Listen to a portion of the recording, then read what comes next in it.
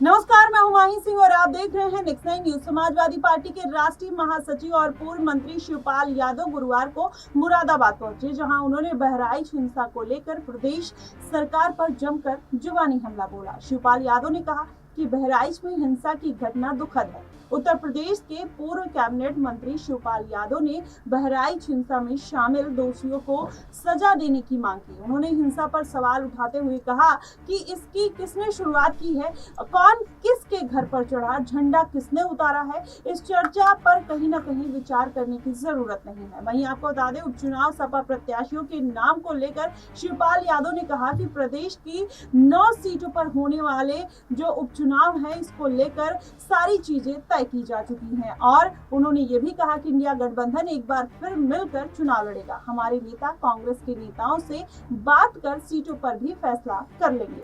वहीं सपा के राष्ट्रीय महासचिव शिवपाल यादव ने भी कहा कि मिल्कीपुर में हमारी पार्टी सांसद का चुनाव तो जीत कर ही चुकी है। कहीं ना कहीं जो सांसद चुना है उससे जीत हमारी तय हो चुकी है। हालांकि अब वहां पर कोई विधायक नहीं है। उन्होंने ये कहा कि चुनाव आयोग को इस पर भी निर्णय लेना चाहिए था। वहीं शिवपाल यादव ने दावा किया था कि उपचुनाव की सभी 9 सीटें सपा बड़े अंतर से जीतने वाली है। कुंदर की सीट पर सपा आजकल में प्रत्याशी अपने घोषित कर देगी। वहीं बीजेपी सरकार पर निशाना साधते हुए शिवपाल यादव ने कहा कि बीजेपी की सरकार बेईमान और भ्रष्टाचारी सरकार है या खुलेआम बेईमानी करती है। उन्होंने ये भी कहा कि गन्ना समिति के चुनाव में इन्होंने जमकर बेईमानी की। पहले तो इन्होंने नामांकन नहीं करने दिए और किसी ने नामांकन कर भी दिया तो उसका पर्चा कैंसिल कर दिया गया। ये सब अधिकारियों के जरिए कराया जा रहा है।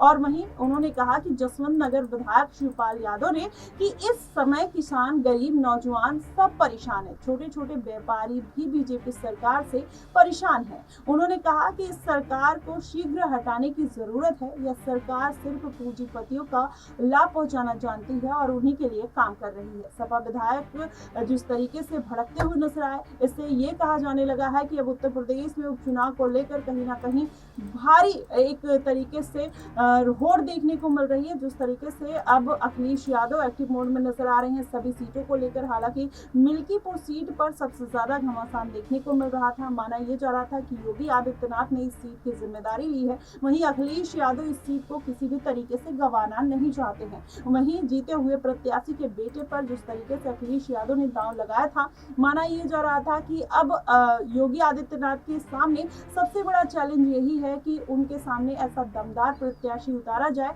जिसको लेकर कहीं ना कहीं जीत की पूरी गारंटी हो। यही कारण है कि माना यह जा रहा था कि अपर्णा यादव, ब्रिजभूषण शरण सिंह और वरुण गांधी का नाम भी हो सकता है इस लिस्ट में शामिल हो सकता है, लेकिन ऐसी कुछ खबरें देखने को नहीं मिली। भारतीय जनता पार्टी ने अलग अलग तरीके के अपने प्रत्याशियों की लिस्ट जो है वो शीर्ष कमान को भेज दी। देखना दिलचस्प होगा कि आखिरकार मिल्कीपुर सीट पर और इन सभी सीटों पर आखिरकार फाइनल प्रत्याशियों की जो मोहर है वो कौन सी पार्टी लगाती हुई नजर आएगी। फिलहाल अभी सपा की तरफ से जो खबरें आ रही है 6 सीटों पर जिस तरीके से सपा ने फाइनल मोहर लगा दी है और बाकी जो बची सीटें हैं उस पर भी अखिलेश यादव विचार करते हुए नजर आ रहे हैं। देखना दिलचस्प होगा कि आखिरकार उत्तर प्रदेश के चुनाव में किस तरीके के समीकरण बनने वाले हैं। फिलहाल आपको क्या कुछ लगता है शिवपाल यादव के बयान को लेकर, आप हमें कमेंट बॉक्स में जरूर बताइएगा। फिलहाल के लिए बस इतना ही। देश और दुनिया की तमाम खबरों के लिए हमारे साथ बने रहिए।